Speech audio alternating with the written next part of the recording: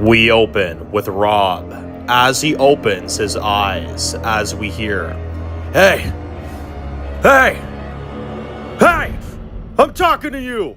As we see a guard standing there in the shadows, as we see he's being held in a cell.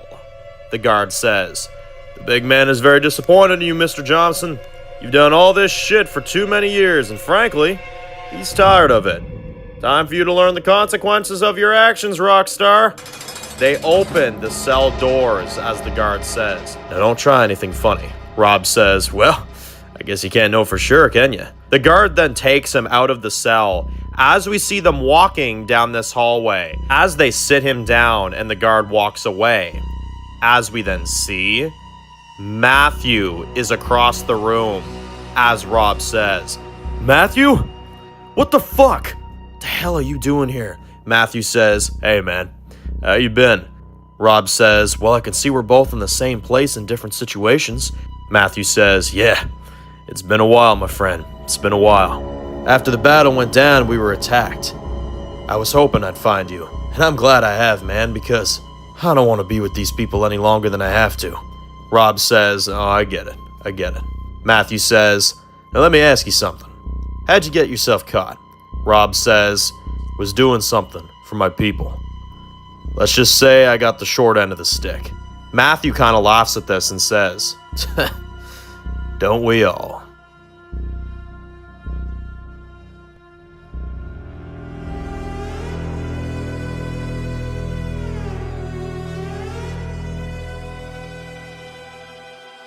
As we then hear, hey, as we see Haley waking up, as she is sitting in a cell, as she hears somebody walking by, as the guard says, "Move." As she then sees, they throw Rob inside with her. As we see, Rob is covered in blood, as Haley says, "Oh my God, you all right?" Rob says, I'm fine. Haley says, "You think this is funny?" Jacinthe says, "You see me laughing, bitch? Tais-toi, come on. Tais-toi. We are going to need you both for a very good reason. It's going to be very important to our commander. Also, happy to finally meet you, Mrs. West. They come even smarter than they are dirty. Just the perfect amount of beauty from such a fierce woman. You are naughty, ma belle, I can tell." Haley says, "Go fuck yourself, Frenchman." Jacinthe says, "Well, pardon my English. It is not the best, I'm afraid. But I am going to make this un petit plus simple. You, ma chérie, are, how we say, our way in." As Rob then sits there and says, "I'm sorry."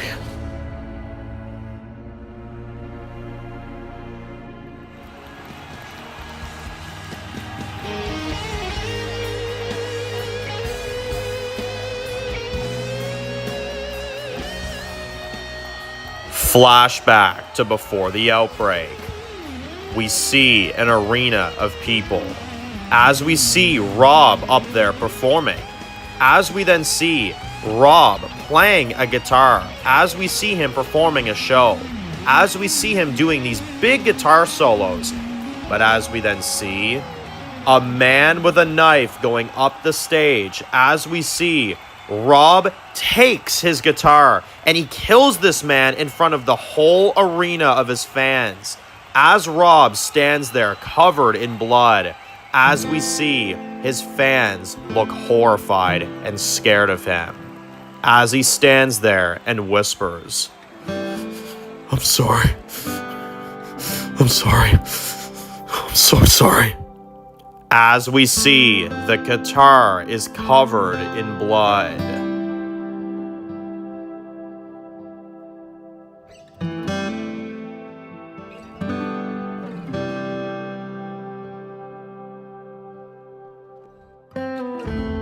Rob says to Haley, "I'm sorry. I'm so sorry." Haley says, "For what? We'll be out of here in no time, Johnson. Just follow my lead."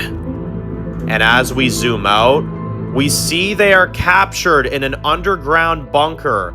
As we see on the latch, it says, Ziltrumite, Station 19.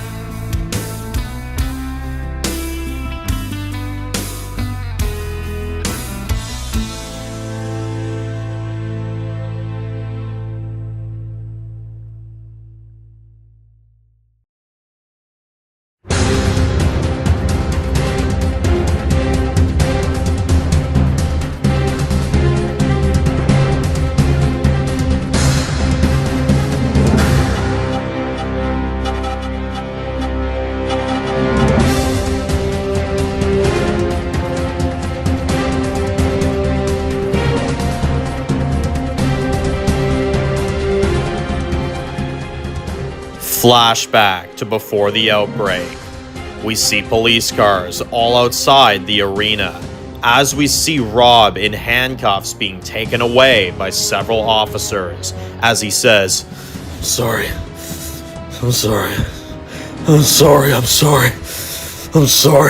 The officer says, yeah, we'll tell that to the judge, Mr. Johnson. They put him in the back of the car. As we see him handcuffed in the back of the car, as we hear, one of his songs is playing on the radio. As Rob says, can you please turn that shit off? The cop says, be quiet. Rob says, no, please, man, please. That's me on there. My voice really shouldn't be goddamn heard right now. After the shit I just did. Mark was right. I can't do this alone. The cop says, listen, this isn't my place, nor my position. But can I give you a piece of advice, Mr. Johnson? Rob says, yeah. The cop says, listen, Mr. Johnson, it did sound like self-defense. It truly did. The man you said was coming at you, and he swung at you. And you swung back at him, and you killed him. Self-defense, the first degree. Rob says, it was my fault. I didn't mean to hurt him. I didn't know what else to do. Whoever's around me, whoever's in my life, they die. They always die. Maybe me being behind those bars is the best goddamn thing for this world.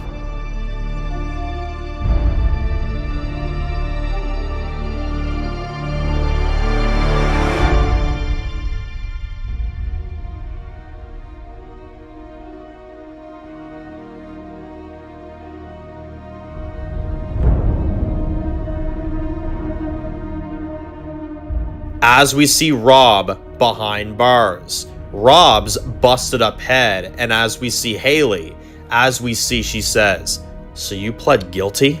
Rob says, yeah. Hell, it didn't matter if I did or I didn't. It was always gonna go like this.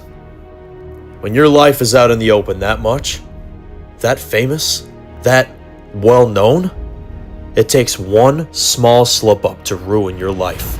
Haley says, well, Mr. Johnson, there's no media anymore. There's no more people controlling you, telling you a certain way to do things, because there's no laws anymore. Rob says, that isn't necessarily true. Haley says, how's that? Rob says, Ziltrumite. If your people are still in one piece, rules is all they know.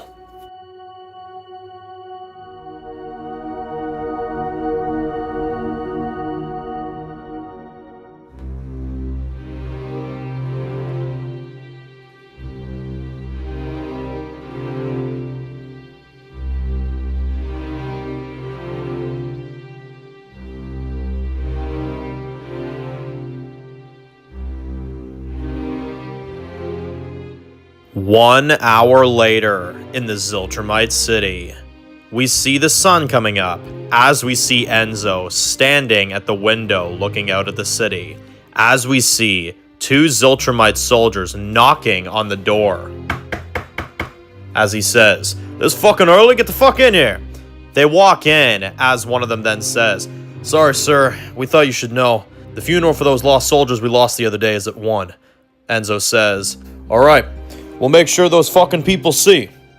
See who dares fuck with the family. They may pay the price." Now there's a number of shit for both of you to get done today. Hey, where the fuck is my assistant? We then see a woman walks in heels, as she then says, "Oh, there she is." As we then see, it's Julia. She walks in and looks at the soldiers and says, "Hey, did you gentlemen even knock? I said meet me downstairs. You both know the rules. Come on, especially you, Mark. Your wife won't even talk to you for crying out loud. You looking for attention? Get the fuck out of here." The soldier then says, "I'm sorry, Mrs. Quinn. I'm sorry." Enzo says, "Julia, you can escort these men the fuck out of here. And when you're fucking done that, tell them to go to Arthur's outpost for fucking cleanup. We have to have defenses there at all times, especially in times like this one." Julia turns around and says, "You heard the Don? Go." As the men walk out, as we see, Julia is all in with Enzo. As we wonder, how did things get this way?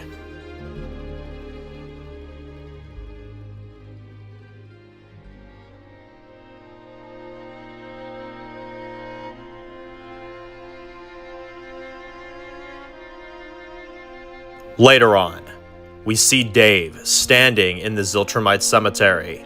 As we see, he's standing in front of Tegan's tombstone. As we see, it says, Tegan Kitman. As we see, Dave looks at it with nothing but guilt and sadness. As he hears, I figured I'd find you here. Dave turns around to see Miles, as Miles then says, a word, Mr. Miller? Dave says, sure. Hell, I haven't seen you in a while, buddy. You look good. Miles says, yeah. I wish I could say the same for you. Dave says, yeah, well, I've had better days. I was actually thinking about reaching out recently. Never got the chance to. There's something I wanted to talk to you about, actually, but I didn't want to intrude on your life or anything like that. Miles says, hey, you're never intruding on anything, brother. I wouldn't be alive if it wasn't for you. Now, I had something to talk to you about, too. Something I'm afraid we're both going to get involved in whether we want to be or not. Dave says, the fuck is going on? Miles says, you know how the people on the news have been saying that there's one of the outposts that was hit? Arthur's. Dave says, yeah, fucking dumbass couldn't keep his shit on lock. I've been seeing it goddamn everywhere. Miles looks at him and says, well, it wasn't just ordinary people that attacked that outpost. I saw it for myself the other night, while it was going down. I was on patrol, saw the whole goddamn thing, and you wouldn't believe what I fucking saw. Dave looks surprised and says, what did you see? Miles says, Haley's alive. She, Tom, and that Rockstar and the others that got away, it seems like a lot of them, maybe all of them, have started a rebellion against Ziltrumite. And our people are in it. And they're all there. And they're alive, and they're fighting to get us out. Dave looks shocked and says, how do you know? Did you see her? Miles says, clear as day. Like I said, I was doing patrol. And I saw her, and it was her. From what I saw, she looked angry. And she and so many of the others are trying to take this place down from the outside. And they're doing it bit by bit. Dave looks happy and says, so, we didn't lose them? Miles says, no, we didn't. All these years I thought we did. They're still alive, boss. Dave says, you don't need to call me that anymore. Those guys out there, they're making this all happen. Not me. Miles says, what happened wasn't your fault. None of this was. Dave says, I made the choice. I made it for all of us. Just like I made the choice to kill Bishop in front of everyone, not knowing what the fuck it would do to everybody else. And even though I don't feel a piece of regret, a lot of goddamn people keep telling me I should. For what I did to him, what I done to everything else, everybody else, since then, it's all been bringing me bad luck. And now Tegan, she died. She died because of me. All those people that escaped that prison, your eye is gone. And my fucking daughter, my fucking daughter is gone, Miles. And it's been fucking years. And I don't know where the fuck she is. I don't even know if he's kept her alive. He might just be telling me he has her so that I don't do a goddamn thing. He might have killed her years ago, and I have no fucking way of knowing. But either way, she's gone. Miles says, we'll find a way. Dave says, I haven't been able to find a way out of this world gone mad for over 10 goddamn years. Everyone that I let close to me dies. Or worse. You all are slaves to this place because of me. I did this to all of you. Miles says the unexpected thing. And Miles says, sure, you did. And now we're asking you to get us out. Listen, with all due respect, boss, you said it yourself. You're not calling the shots anymore. That's fine. But you want to correct your mistake? You claim that this is all your fault? I ain't gonna be the one to talk you out of it. That's your business. But I know you want to see your daughter more than anything in the world. And I know that you want to be a free man more than anything in the world. And I know that we all feel trapped in this fucking fucked up society. We're not even our goddamn selves anymore, Dave. Nobody is. Everybody's a shell of their former selves because they can't be themselves in a fucking organization like this.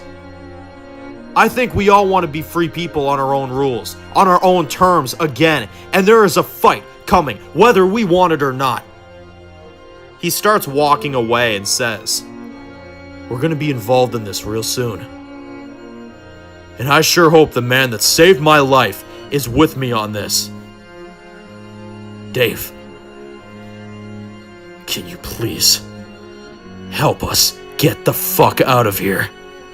Dave looks nervous, but then he says, "I think I can. I think so. But if we're doing this, you know what this means, right?" Miles says, "A 50-50 survival rate for either of us." "I know." Dave says, "Okay. I'm in. Now I need your help talking to some people. I have a plan to run by you, but I can only discuss it in private. So for now, let's just keep things on the down low, alright?" Miles says, "You got it, boss." Dave says, "Miles, you don't have to call," Miles says, "Sorry. But you're gonna have to deal with it. That's all I can say." Dave then smiles as he looks to have his confidence back, as he now knows Haley's alive.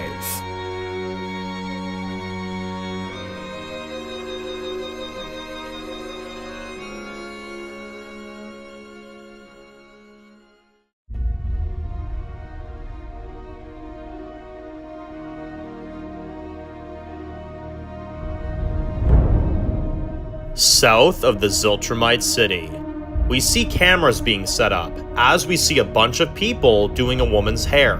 As we see, the woman is Sydney. Sydney says, "Ugh, could you guys raise the cue cards a little bit? I'm like blinded by the light over here." The person then says, "You got it. All right, ready, Mark? 3, 2, 1, action."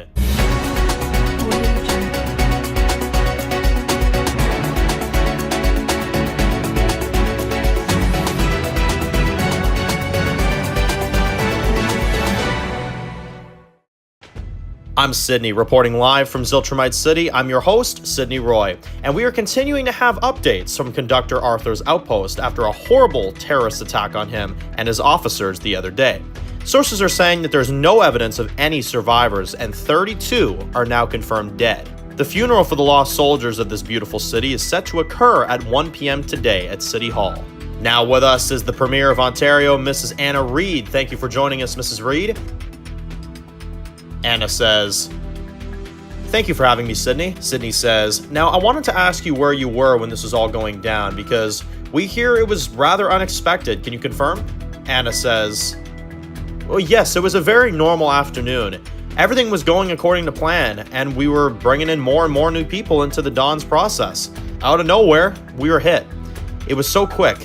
It was so quick, Sydney, that you could literally hear gunfire even from where I was. And I don't know every detail, but apparently Officer Taylor and Conductor Arthur tried to save as many people as they possibly could. And of course, we all know how selfless Arthur can be, but it wasn't enough. Luckily, unfortunately, his courage wasn't even enough to save everybody. Luckily, he and Officer Taylor are still with us today. This is a message, and whatever it is, we can't let this happen to our city ever again." Sydney says, 100%, 100%. "Thank you so much for your time, Mrs. Reid." Anna says, "Thank you, Sydney. Happy to." Sydney says, "Well, that was our premiere on the horrible attack on our home and this wonderful, unstoppable city of Ziltrumite. I'm Sydney Roy, and we'll be back after this commercial."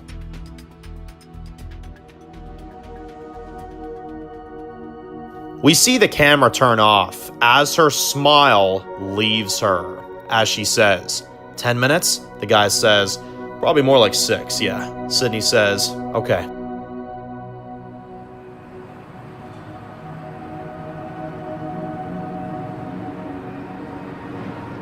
We see her step out as we see her pull out a cigarette. As she lights it, as we see, Sydney smokes now. As we then hear a man say, "That was quite a speech there, Sydney." As we see, Bruce walks up to her as he then says, You have another one of those? Sydney says, here. He takes one, as he says, it's a horrible attack out there, huh? Sydney says, yeah. I think you and I both know whoever it was. Arthur must have wronged him in one way or another. Bruce says, yeah, he had it coming. You okay? Sydney says, yeah, I'll be alright. It's just lying to people. Lying to thousands of people about what probably really happened. You know they made this shit up. I mean, the fact I have to lie to these people every day just so I don't end up homeless or worse. I mean, what the hell happened, Bruce? Bruce says, you know, in days like these, I always think about the choice we made.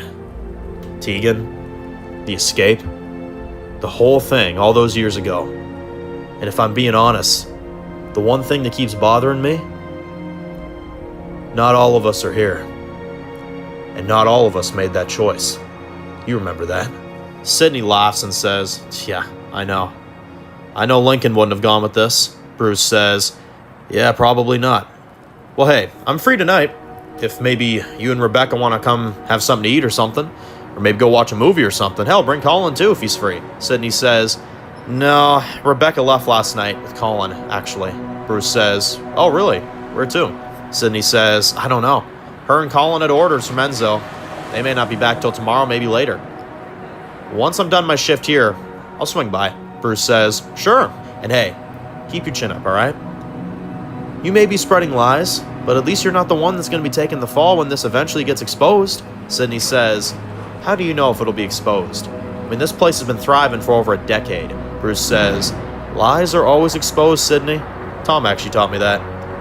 Oh, I miss that crazy bastard. Sydney says, yeah, me too. As we then see them split off.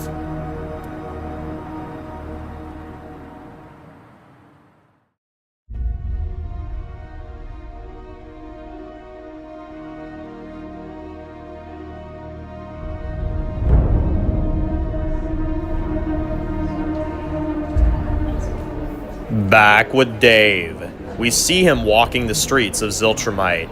As he enters a coffee shop, as we see him ordering, as we hear, you want to pay for me? Dave turns around in shock to see Enzo and some of his guys with him sitting in the corner of the coffee shop. He snaps his fingers at Dave as Dave walks up to him, and Enzo says, well, don't just fucking stand there. Come on, sit your ass down. Dave sits down and says, Don?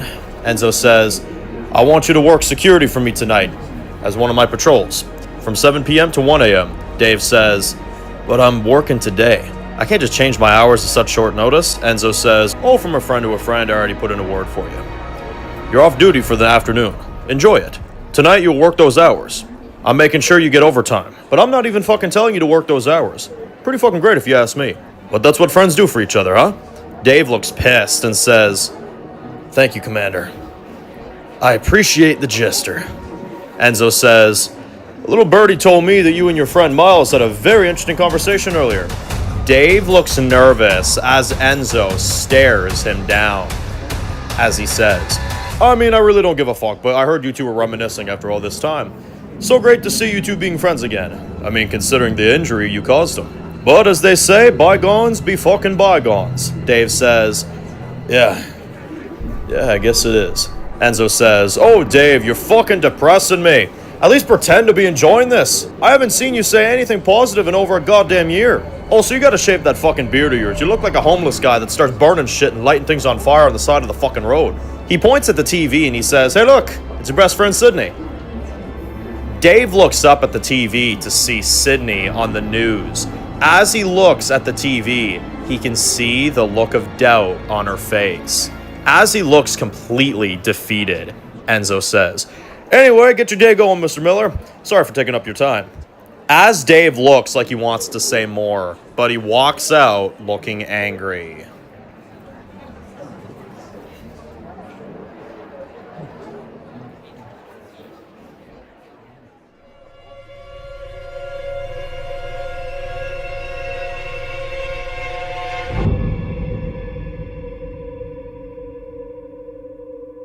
Outside the city of Ziltrumite, we see Haley and Rob sitting there as he smirks, as she then says, what's so funny?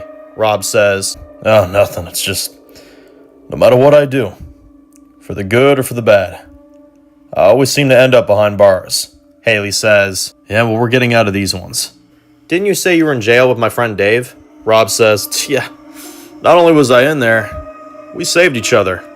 Right at the start of this whole nightmare.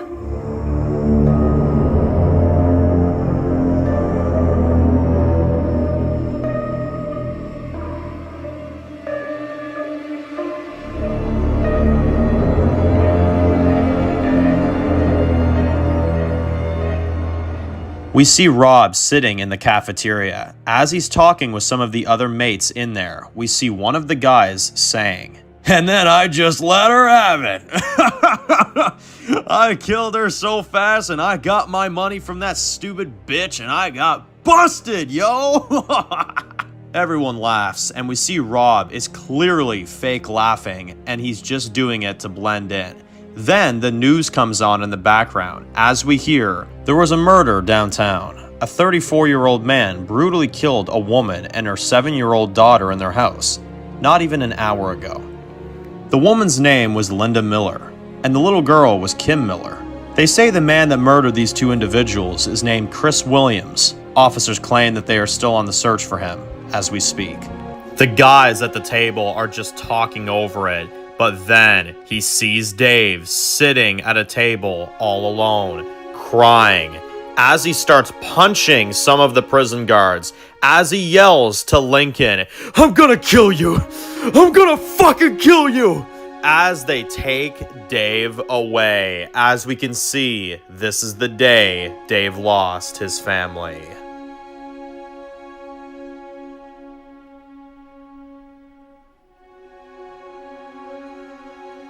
Rob says, I saw him. Broken. I didn't know what to say. Nobody did. Little did I know that'd be the same guy that I would escape with. I remember us hearing those rumors about the dead reanimating and coming back to life. At least that's what we were thinking it was. You remember that time? Haley says, yeah, I do. Rob says, I remember I talked to your husband before everything happened. That same night. Haley looks kind of emotional and says, can I ask, what did you say to him?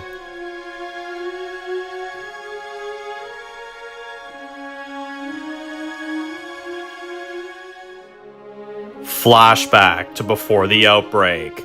We see him sitting in a cell as we hear two guards passing by as he says, hey Doug, Lincoln, I'm sorry for stopping you both, but I've been hearing a lot of stories on the news about the dead coming back to life and killing people. I think they also mentioned that they eat people alive when they come back.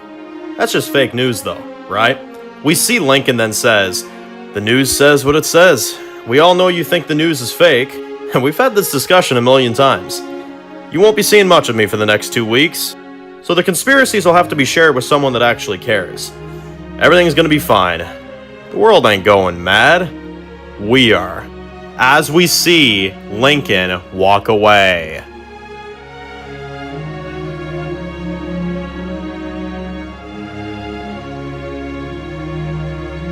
Rob says, that's the last time I saw your husband.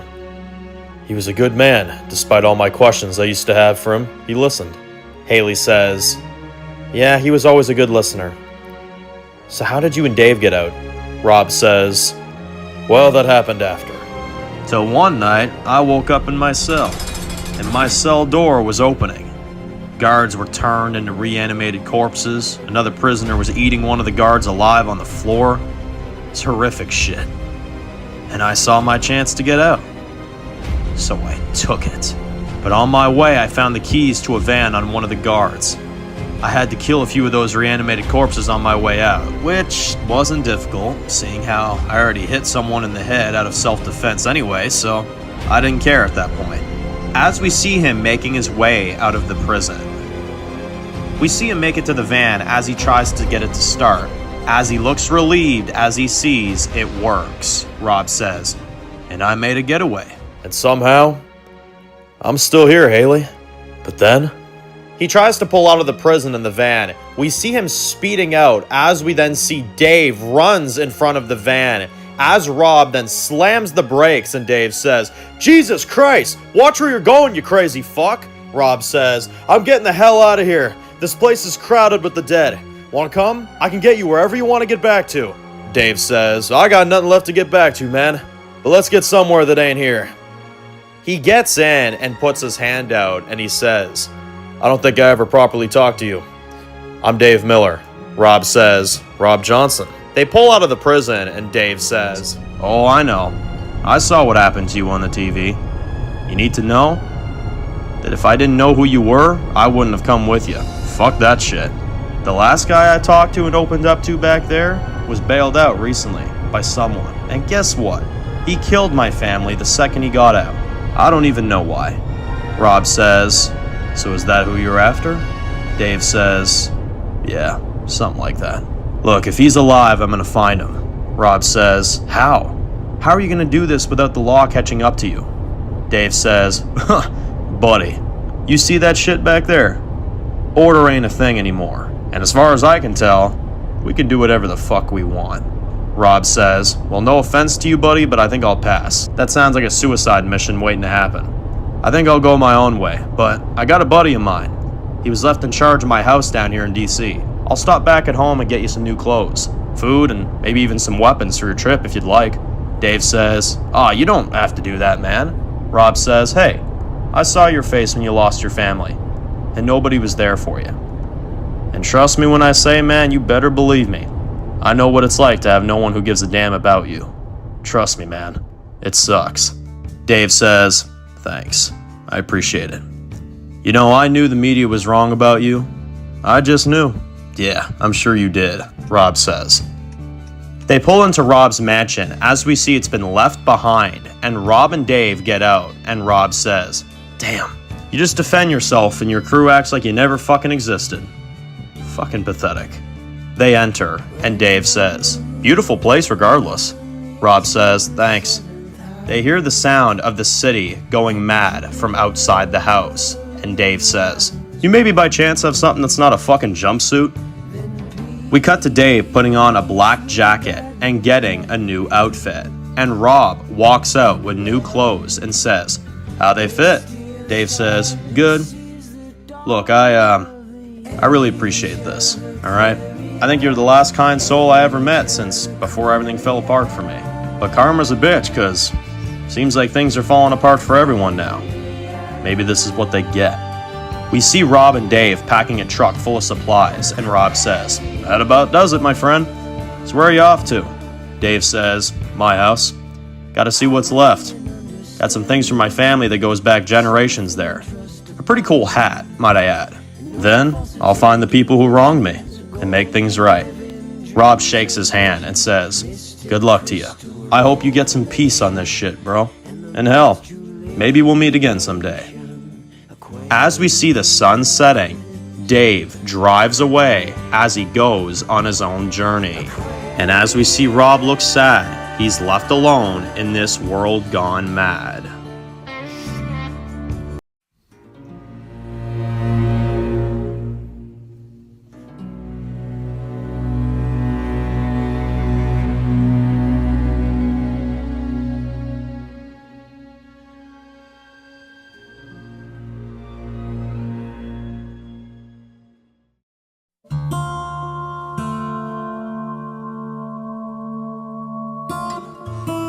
Rob says, he drove off, and I never saw him again until a few years back, when we were being treated like fucking rabid dogs. Haley says, must have been crazy seeing him after all these years. Rob says, yeah, it was. I sure hope he's still alive. Haley looks very confident in the idea and says, I have a good feeling he is.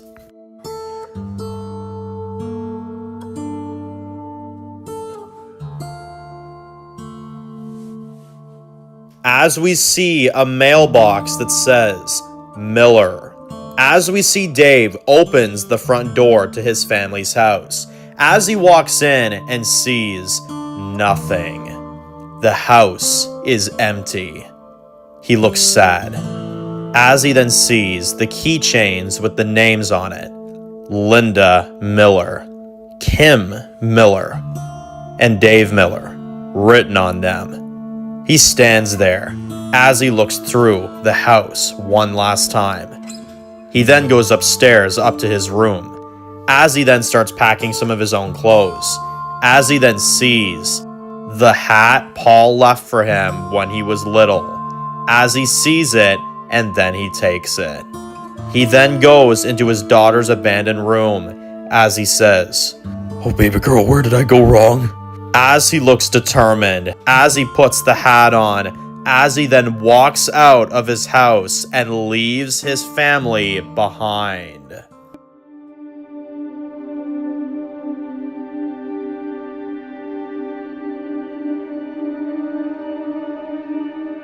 We see Dave looking at himself in the mirror, as he then pulls out a razor and starts shaving his beard per Enzo's request, as he looks at himself and says, "Fuck it."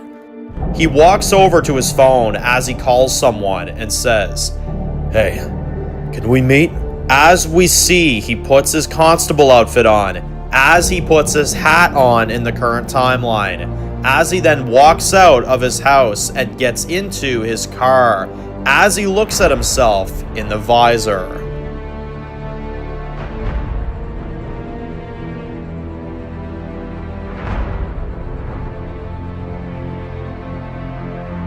As we then are back during the outbreak, he looks at himself in the mirror as he's driving through the streets, as he parks, as he then hears something.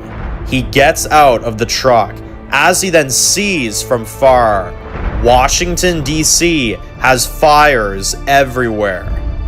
As we hear screams, explosions, and fires everywhere, as we see the outbreak is happening. Dave looks horrified by what he's seeing, as he gets back in his truck and drives away in a hurry.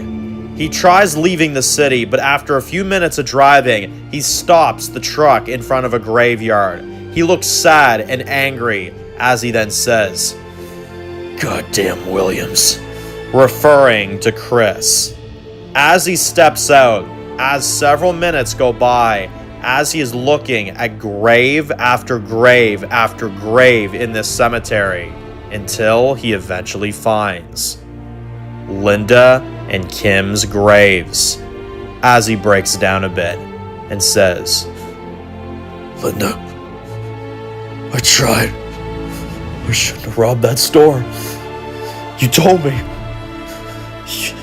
You told me it wasn't a good idea.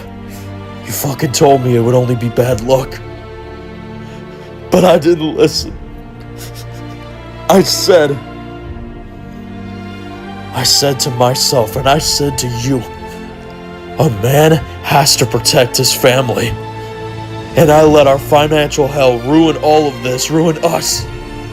And I will never fucking forgive myself for that. And now,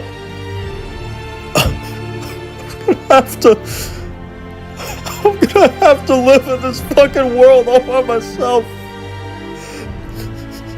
But only for a little while. Not knowing if I did the right thing. Not knowing if I should have done that, or if I should have just fucking sat there and gone broke and we would have lost our home. We would have fucking lost everything. We could have lost everything. But at least you would have still fucking been alive. And all I have is a tombstone of you and a serial killer that gets to run away free, knowing that he ruined my fucking life. And now I'm gonna have to fucking live with my fucking self. But only for a little while. Because I'll be joining you both soon enough. But first, you both have to be avenged. And I will not rest until that time. I promise. I love you both. But then, we see the shadow of a man walking up to him across the cemetery. As he says, Hey sir, have you seen what's been going on in the city? We see the man is walking kind of strange. Dave then says, Hey, as he then sees, it's a reanimated corpse, Dave then realizes what's going on and says, "These things better not be fucking human anymore. But if not, I'm not taking a fucking chance. Sorry, Linda." As he stabs it in the neck, as he sees it's still growling at him, Dave then realizes it can't be alive, as he says, "Alright, no one that's alive does that." As he then stabs it in the head, but then more and more of them come through the fog as Dave then looks in every direction as he sees he's surrounded by reanimated corpses. Dave says, "I'm sorry, Linda. This one's for you and Kim." As he pulls out a gun and starts shooting one after another, as we then see this is Dave's first ever deadhead kills. As he fires and kills several, but then, as we then see some come up behind him, as they tackle him to the ground, as he's down, as we then see the deadheads are on top of him, as we then see, out of nowhere, all of the deadheads on top of him are killed. We see a few vehicles drive up to the cemetery, as we see a few men with guns get out, as he then says, "Thanks! Who the hell are you guys?" One of them says, "Hey, you wanna live? Because I'm perfectly fine to keep driving." Dave says, "Well, I guess it's up to you, you knight in shining fuckheads. You saved my life." The man laughs as he says, "Get the man to the van. We have to go now, gentlemen." As they help Dave, as they all just barely get in the van, as they all drive away.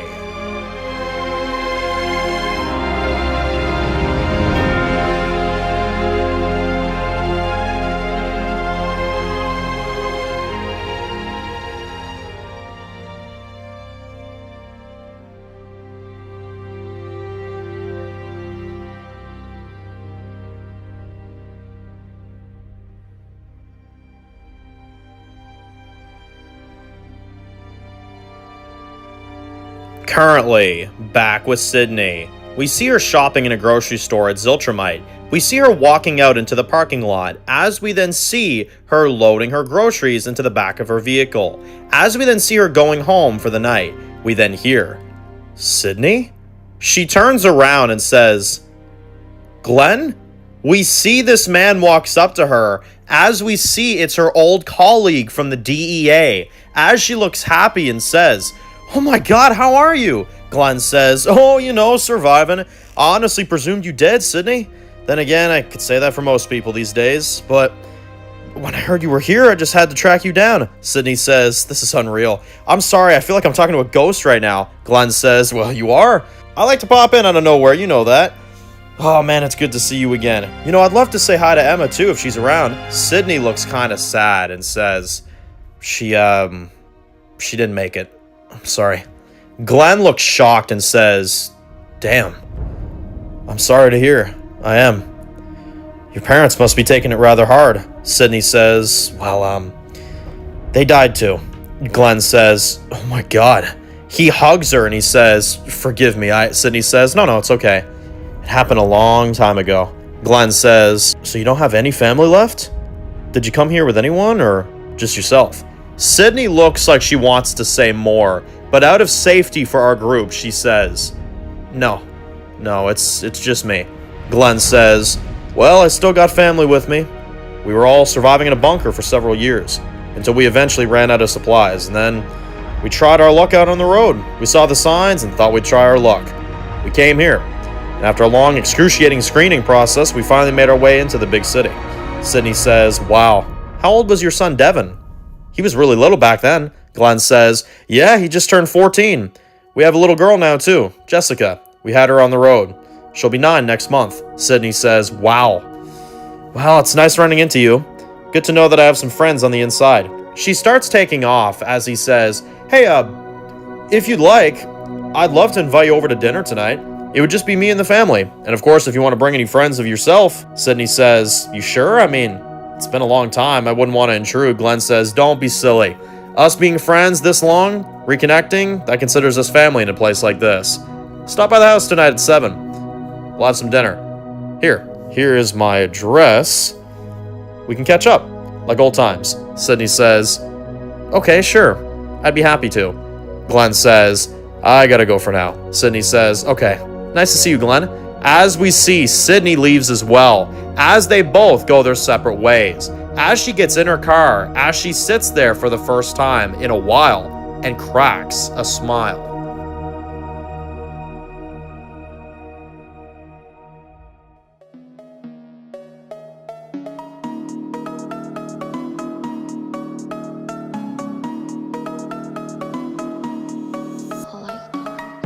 We see Tom working at his pizza place as he hears, Tom, I've been waiting for my order for over 30 minutes. What's taking so damn long? Tom says, calm your tits there, horse fucker. It's been a busy day, alright? Jesus. Rivers walks in and says, hey, honey bun, you got a minute? Tom says, oh, of course, sweetie. Tom takes his apron off as the guy says, oh, but you got plenty of time to talk to her now, don't you? Tom says, hey, hose before on the goes. Rivers says, wait, I'm a what? Tom says, never mind. What's up? Rivers says, sorry to interrupt your work, hon, but I haven't seen Rob or Haley since yesterday. Like, it's really unlike them, isn't it? Tom says, well, they could be scoping out the area for a little bit longer than we expected. I'm sure they're fine. I'm sure they'll pop up at least, maybe later. Rivers says, well, maybe, but Arlo's really worried about them. And I'm gonna head out with them because there's nothing I can say that'll really convince them that they're fine, so I didn't really know what else to say, so I said I would come with them, and this and that. Tom stops her and says, all right, it's fine, just go with them. But, do you want some pizza on the go? River says, no, I'm good. Looks delicious, though, I can't lie. Tom says, all right, well, want me to come with you? River says, oh, no, stay back here, it's fine, you're busy. Tom says, oh, okay. Just be careful, all right? River says, okay. Love you, Tommy Boo. As they kiss, and the guy says, okay, Tom, if you don't serve me this pepperoni, bacon sausage, and pepperoni pizza in the next 15 minutes, I'm gonna pull my fucking pants down, and I'm gonna pull my fucking sausage out and start pissing all over your business like I did last week. Tom says, holster your fucking pecker on lunch hour. There's fucking kids in here, you jack off. As we see Arlo waiting by the gates as Rivers is walking up to him, as he says, Tom going too? Rivers says, he can't. Arlo says, why not? They both get on their bikes as Rivers then says, pizza day, as they ride out of Halliburton to go find the others.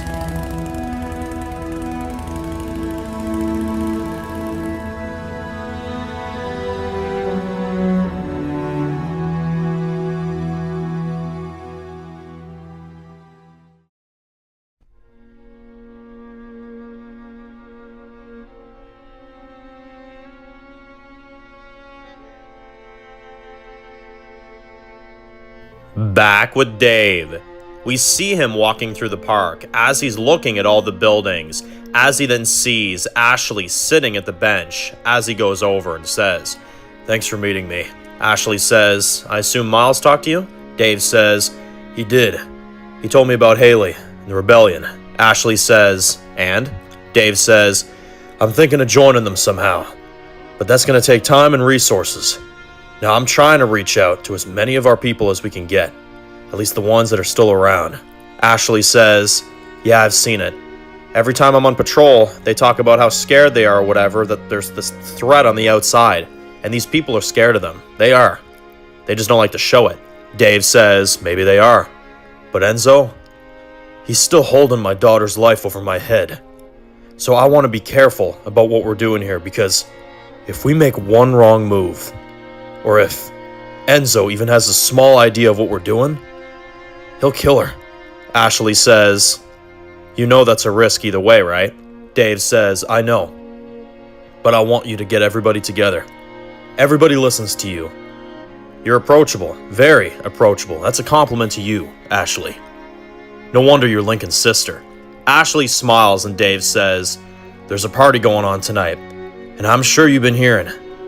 They're celebrating the lives of the fallen soldiers today. But I'm asking you to make sure that you don't drink there.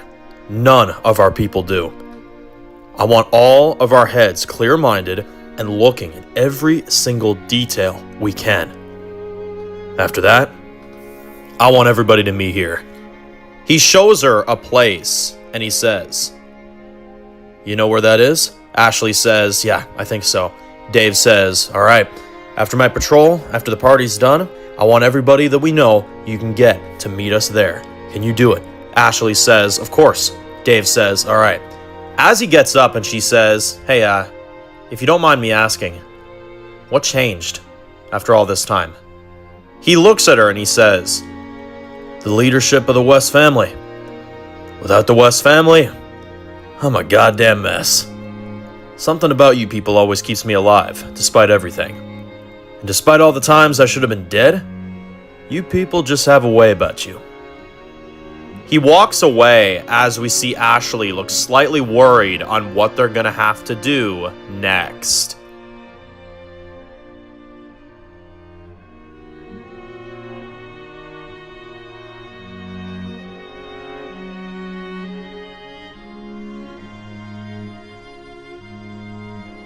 Flashback to before the outbreak.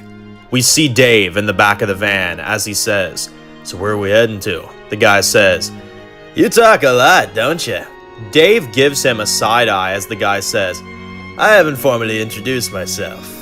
I'm Mark Daniels. Dave says, Dave Miller. Mark says, Miller? I like that. Has a real family name sound to it. Now Miller, why was it that you were sitting in the cemetery all by yourself? Dave says, I lost people I cared about. That's all I care to share about it. Mark says, Miller, we saved you out there. I mean, at the very least, I could get a thank you from you if you're not going to share any information of who you are. Dave says, thanks. So, do we have any idea what this whole thing is? Mark says, by the sounds of it, it's global. These dead people come back to life and bite you, and when they do, you eventually die. And when they come back, well, I think we all come back. Dave says, but they're not people. Mark says, correct. At first I thought it was a terrorist attack, but no. It's just the dead reanimating. Some sick ass shit. Dave says, what the fuck has our world come to? Mark says, well, that's what I've been saying. That's a very valid question, Mr. Miller. Well, to answer your previous question, we're heading out of the city, right after this next pit stop. We're going to Wyoming. I have a colleague that has a place up there. We're gonna hunker down there for a little bit. And if that's something you would be interested in, we'd love to have you join us in Wyoming. The more people, the better. Dave thinks about it and says, out of this shitstorm? Hell yeah, I'm in. Under one condition though. Mark says, what's that? Dave says, you say you have a pit stop to make before we go there. You got room for two? Mark says, where to? Dave says, I'm looking for two men. Two men that wronged me. Their names are Chris Williams and Lincoln West. I'm trying to find them and kill them as soon as humanly possible. Mark says, what makes you think I'm a killer? Dave looks at the window to see human blood and says, well, the human blood on the window for one thing. Whoever it was someone you didn't want to save, wasn't it? Mark smiles and says, okay, you got me there, Miller. You seem like a smart man. I'll help you find these guys. I'll help you kill them. Then, we go. Away from all of this. Dave says, deal. Mark says, you're a good guy, Miller. I have a feeling you and I will be great friends.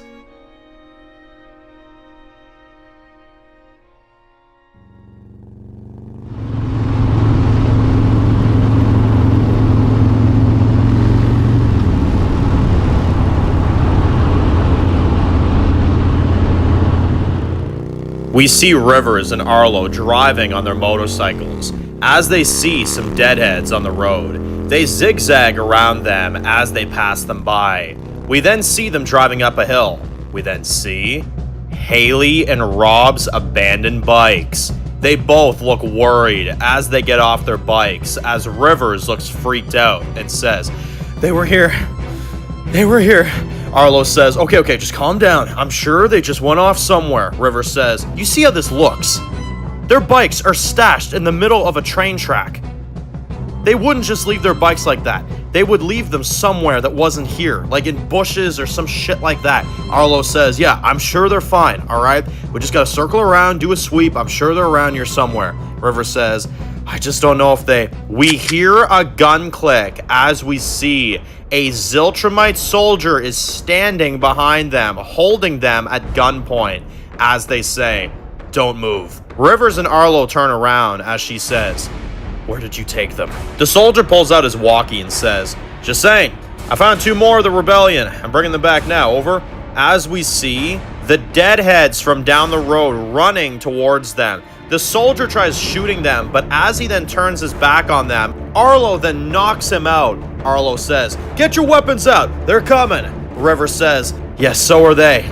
Meaning the soldiers. As Rivers kicks a deadhead and then slashes 3 others, as Arlo then jumps, as he kills 2 of them. As Rivers and Arlo kill this group of deadheads together, they then look out of breath as Arlo says, all right, the soldiers probably heard him. They're probably coming. Rivers says, I know, but we're taking them. It's time to find out how much their men really matter to them. As they take the soldier hostage.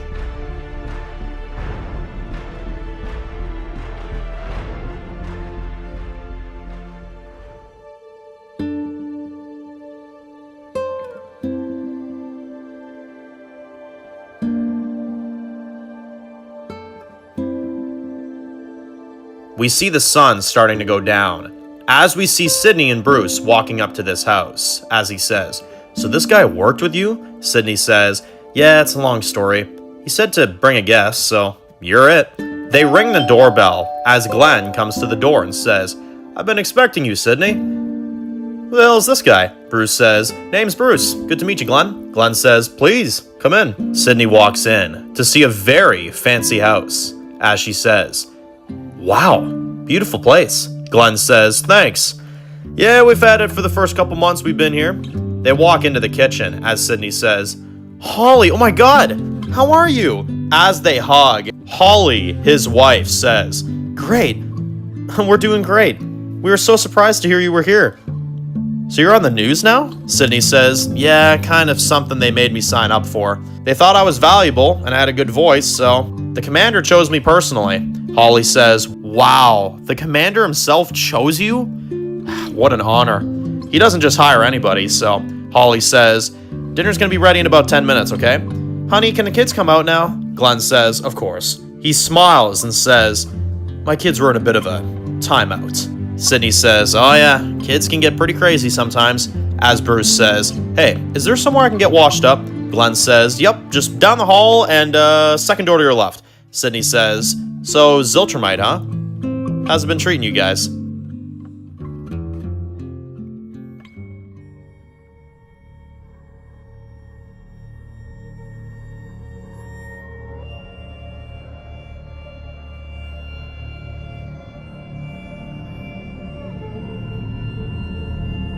We see the soldier wakes up, tied to a furnace in an old abandoned house. Arlo says, they're waking up. Rivers comes in from the shadows and says, he's gonna talk. It's the only way we find our people. Arlo says, are you sure about this? Rivers says, my daughter figure has been gone for years, and my boyfriend hasn't been the same since. I'm doing this for both of them. Arlo says, all right. She walks up to the soldier and says, I bet you're surprised to be alive. Under normal circumstances, we would have killed you. But lucky for you, we have some people of ours that we're looking for. Now, if you're willing to help us, if you tell us where they are, you will have my word, and I'll let you live. The soldier says, well, you're not getting shit out of your friends, bitch. River says, that confirms it. You have them. Now tell me, whereabouts are you transporting them to? He laughs a bit and says, you are a tiny little woman. What makes you possibly think I'm going to cower to someone that literally looks like they just walked into the apocalypse for the very first time? River says, okay, strike one. She turns the furnace on as Arlo just sits there and lets her do it. As she says, now I used to be an 8th grade science teacher back in the day, so I really don't like hearing inaccurate stories. So I'm going to ask you again, where are they taking them? He spits in her face as she then grabs his hand and sticks it in the fire and burns his arm as she says, again, where is Arthur? Where did he take them? The guy is starting to look scared as she then cuts 2 of his fingers off. As he looks to be in a lot of pain, as Arlo says, "Just answer the question, man. We're not gonna stop until you do." The guy says, "Fuck, fine. I'll tell you where they are if you promise to stop." Arlo says, "Let him go." The soldier says, "I don't make enough damn money to handle this anymore." "You win. All right. I'm just a grunt. I don't have any pull. But what I know is that they are being held at a Ziltrumite workstation about 10 miles from here. But I'm just saying, good luck getting in, because you're not going to get anywhere near." River stabs him in the throat as the blood gushes out, as she kills him and says, "Okay, we got the location." As Arlo looks shocked by what she just did, as she says, "Hey, I got a plan. Listen up."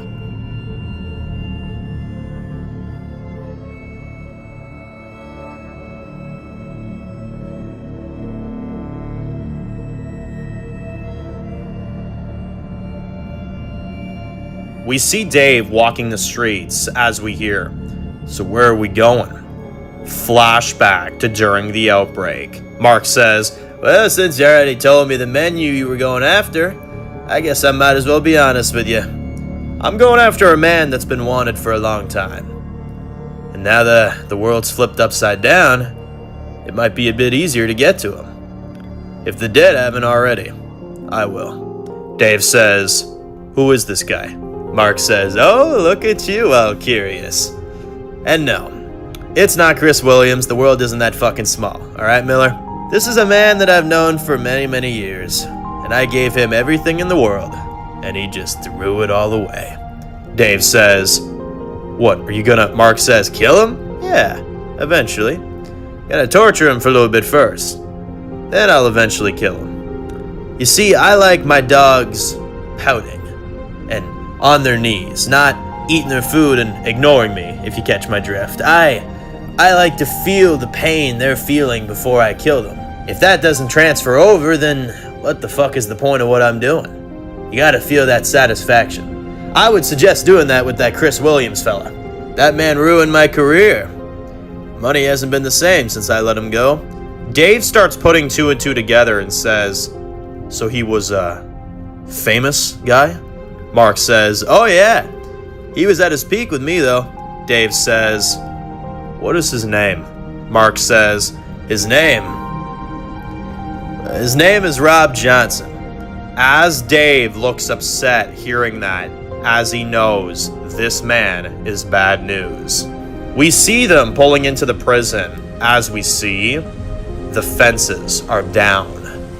Dead bodies are everywhere, and dead guards all around. They all get out of the vans, as Mark says. "We searched through every floor, gentlemen. When you find Mr. Johnson, bring him out to me." Dave then stands there looking at the two guys, as the rest start walking inside. Once Dave sees they're far enough away,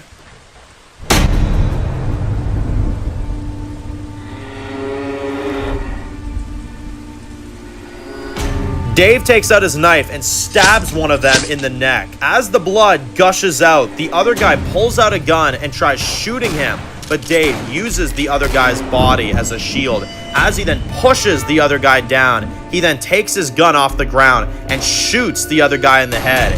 Mark hears this as Dave grabs the keys off of the guy and gets in the van, but then Mark and the rest then fire towards Dave. Dave also fires a few shots as he gets in the van, as he starts it up, as they then shoot the van, as they shoot one of the tires, as Dave puts his foot on the gas and drives towards Mark and his men. Mark and a few of the other ones get back as Dave runs a bunch of them over. They shoot the tires, as Mark says, "Dave, you're outnumbered here." As we see, Dave is out of bullets. As we then see the deadheads from inside the prison start coming towards Mark and the rest of the remaining men. As they fire towards the dead, they're distracted. As Dave then sees his chance and runs off into the woods, as he then hears nothing but screams coming from some of the men. As he leaves them all for dead, and Dave runs away.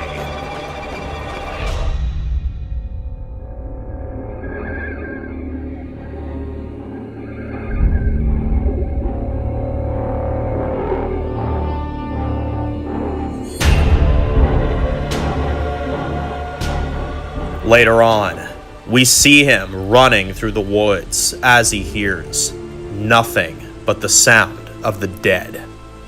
As he stands there and says, "The only beautiful thing in this world is the beautiful sound of death, I guess." As we see Dave starts walking away, as he makes it back to the truck, as he gets in and looks at himself in the rearview mirror and says, "I'll never love again. I'll never lead again. I'm sorry, Linda. That's just not who I am anymore." As he drives away to go on his own journey, as we see Dave's first night in the apocalypse. He then drives through the city of Washington, seeing the destruction all around. He then stops his truck as he hears fighting from inside a building. He gets out of the truck and pulls out his gun. He walks up to the door as he then sees a man standing there on his knees holding two swords, as Dave stands there and smiles as he stands there looking very intrigued.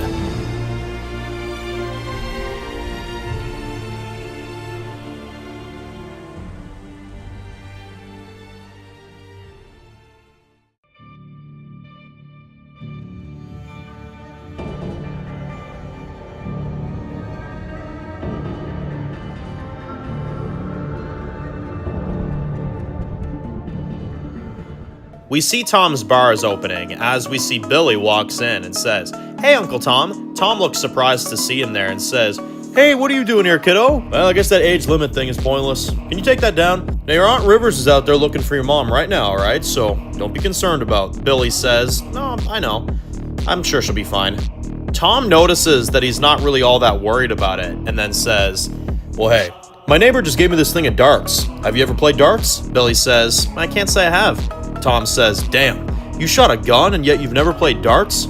Here, I'll show you. It can't be that difficult." As we see some time going by, as we see them both playing darts together, as we see Tom bonding with Billy.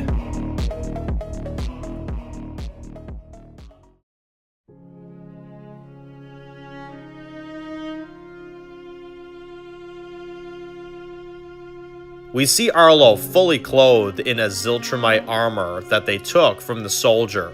Arlo then says, "You think this will work?" Rivers says, "It has to. It's the only way we're getting them out." Arlo says, "It's a risk either way." Rivers says, "Yeah. Are you good with risks?" Arlo says, "Risks is half my life, Rivers. Back when I was an air marshal, me and my brother were part of the same team. We were supposed to go on the same job together. Same flight and everything. My boss insisted to hold me back and let my brother do the job alone. He held me back to talk about my performance issues and my capabilities. And my capabilities weren't as strong as they once were, or some BS that your bosses usually tell you. And after he let me go, my brother was already gone. And when they came back, my brother died in a crash.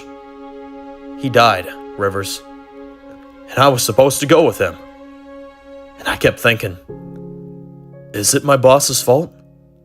Was it my fault? I don't know.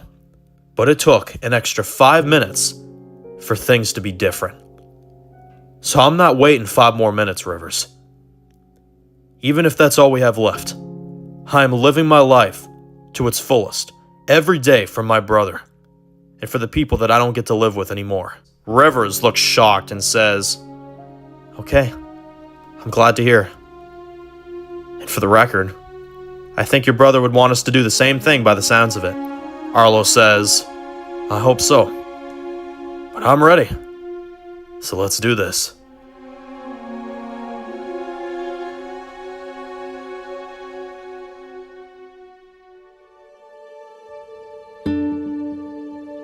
We see them eating dinner with Glenn and his family.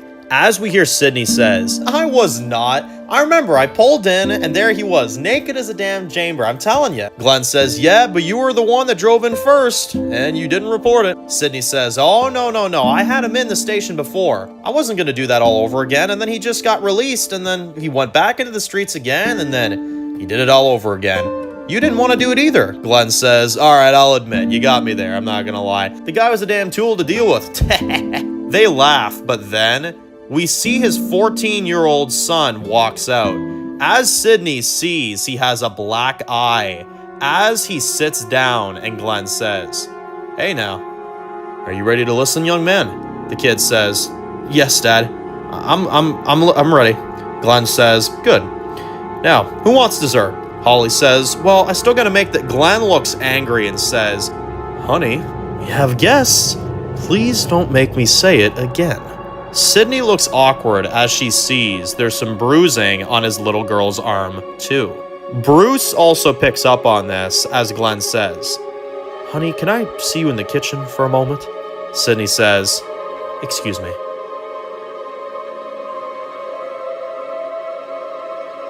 We see Sydney sneaking around, listening to them argue in the other room, as she hears him say, "You're always such a lazy bitch. You don't fucking do anything around here. And that boy, I taught him a fucking lesson.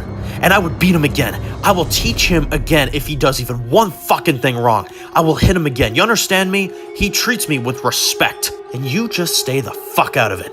As he hits his wife, but then Sydney then runs and tackles him down to the ground and starts punching Glenn over and over and over again as she yells, "Get the fuck off of her! Get the fuck off of her!" As we see, the kids are crying in the background as Bruce then takes Sydney off of him before she kills him. As we see Glenn on the ground choking on blood as she says, "You don't fucking put your hands on your wife ever again. Do you understand me?" Bruce says, "Sydney, stop!" Holly and the kids look scared of them both as Sydney has a bloody fist as Holly says, "Please, just leave." As Glenn is trying to get up, as Bruce then says, "I'm sorry about this. We're going, okay? We're going." As they leave, as we see Sydney had some built-up anger she needed to release.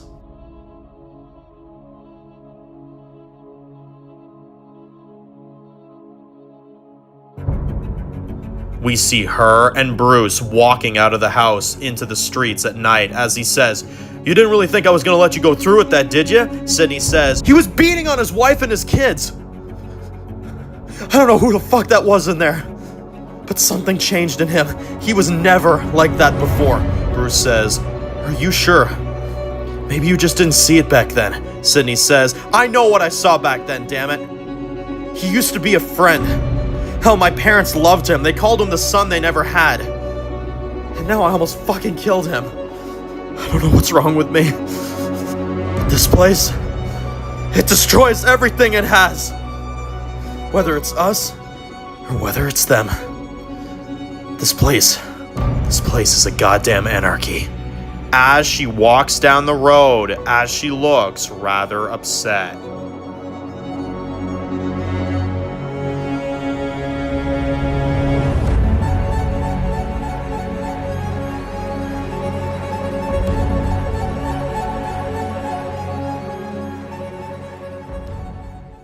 We see a guard standing at the big doors of the station, as we see a soldier walking up to them, as we see them holding Rivers hostage, as the guard says, "What is this, Jeffrey?" The soldier says, "Found her on the outside. She was trying to find her friends." The guard gives him the key and says, "Here, lock her up with the rest. Then go tell Jacin you found another. Soon enough we'll find all of them." The soldier says, "Got it, sir." They salute each other as they push Rivers down the hall, as he then says, "Walk." As they get far enough down the hall, as she says, "Geez, the push was a little much." As we reveal Arlo in the armor, as he says, "Sorry." They move through the station as we see some long hallways are going down multiple different directions, as we see some guards walking down one of the halls, as they both back up against the wall and hide from the guards, as they wait for them to pass by. Rivers whispers, "They gotta be in here somewhere. This place can't be that big." We see them keep moving.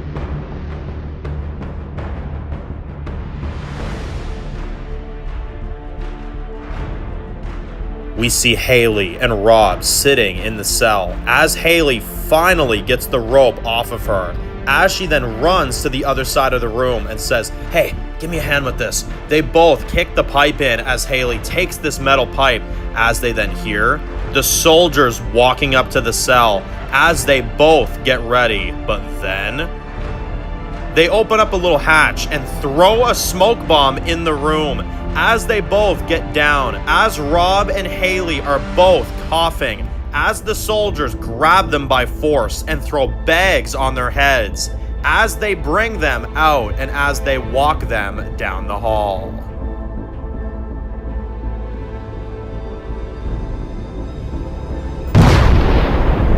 Out of nowhere, the guards all get shot down as we see Rivers and Arlo come in, as Haley then smiles and says, "Holy shit! How the hell did you guys get in here?" Rivers says, "Well, when you have stupid people, it's a hell of a lot easier to be smart." Arlo says, "I'm damn near tickled we found you both, but we gotta go. That gunfire's gonna draw." The alarm goes off as Arlo says, "They know we're here."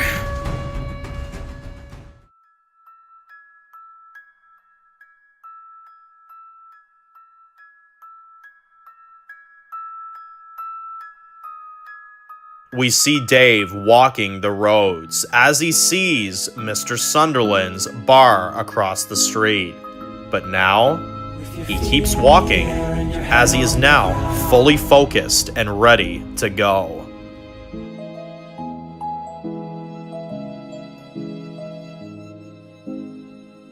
As we see a massive gathering of people in the center of the Ziltrumite city, as we see a fancy building, as we see a party is starting. But there's nothing in it, and you'll ask yourself,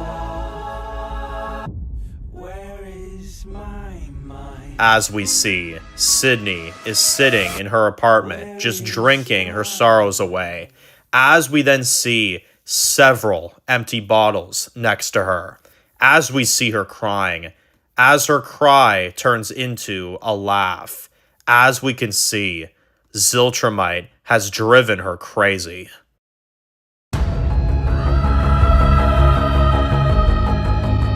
We see a bunch of vehicles driving to this party, as we see Enzo and Julia arriving, as he says, "La family, huh?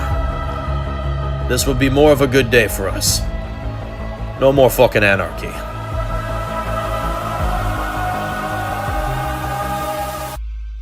Back in Station 19, we see Jacinthe has his armor on as he says, "Radio Arthur, tell him we're under attack." One of his guys says, "No can do, sir. Arthur's got a mission on his own now." Jacinthe looks frustrated and says, "It's okay. We fight ourselves." We see Arlo shooting at some of the soldiers as he's covering our group, as they all then take guns from the dead soldiers, as Haley then finds her pickaxe on one of the soldiers, as she then loads up, as Rob says, "We gotta find a way out." As Arlo says, "Get behind me," as he sees several other running towards them, as he pulls out a grenade, as Haley and the group then get back, as Arlo then throws it towards the soldiers and blows up 10 of them, as we see the walls are covered in blood.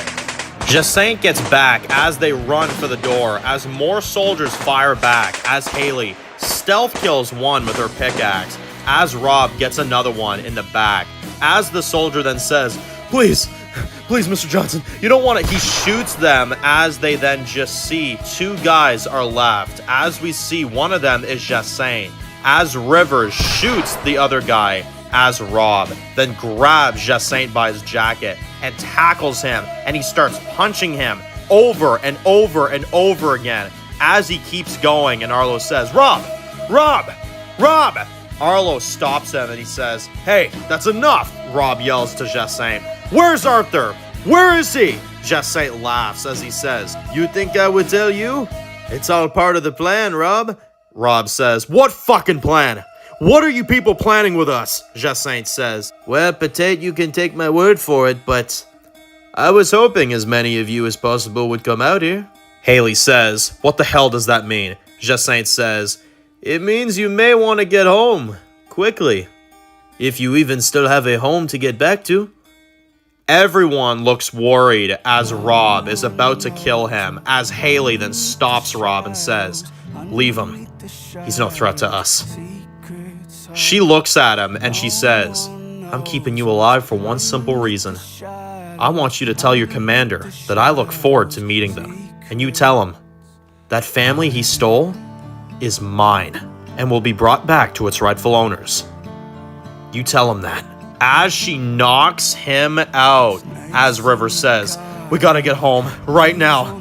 As they all run out of the station, as we see Jacinthe is knocked out and pissed himself.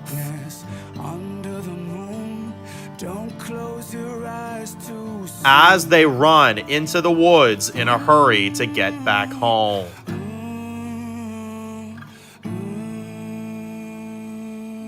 As we see Tom and Billy walking the streets of Halliburton, as Tom hears the sound of helicopters flying overhead.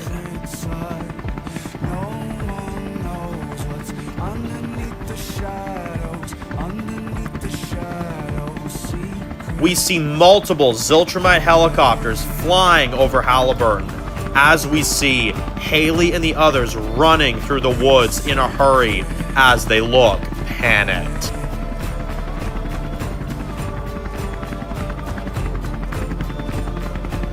As we see the helicopters over the community of Halliburton, as we see Arthur and Kezia in one of the helicopters, as Kezia looks horrified, as Arthur says, "The time is now, Taylor. Fire!" Kezia looks terrified as she knows there's innocent people inside. Arthur says again, "Kezia, you fire." Taylor, fire. But she just won't do it. As Arthur says, "Do it." Kezia says, I can't." Arthur says, "You can." "Okay, put it this way. You will fire, or I will order Enzo to kill the boy yours, and his death and his blood will be on your hands." Well, that'd be a mighty tragedy now, wouldn't it? Kezia looks terrified and screams out, Okay. Arthur says, "Fire. Now. Fire!" Kezia takes a deep breath and proceeds to fire down at the community of Halliburton as they make their attack.